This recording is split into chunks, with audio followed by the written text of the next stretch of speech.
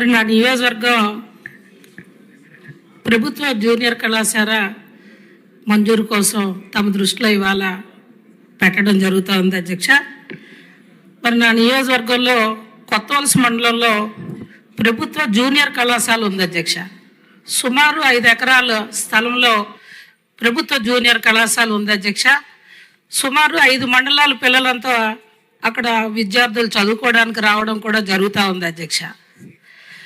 ప్రభుత్వం వారు 6 నెలల ముందు డిగ్రీ కళాశాల మంజూరు కోసం ప్రతిపాదనలు ప్రభుత్వం దృష్టిలో పెడితే సర్వే కూడా చేయడం జరిగింది అధ్యక్ష.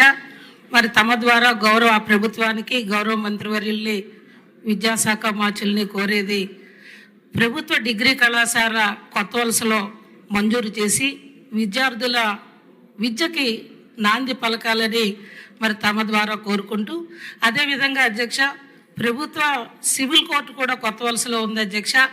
30 ఏళ్ల క్రితం భవనం అధ్యక్ష అది శిథిలావస్థలోకి వచ్చేసింది.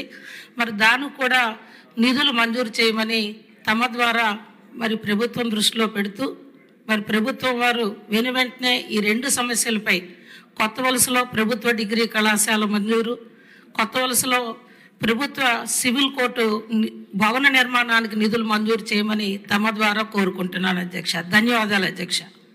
డాక్టర్ అరవింద్ బాబు గారు.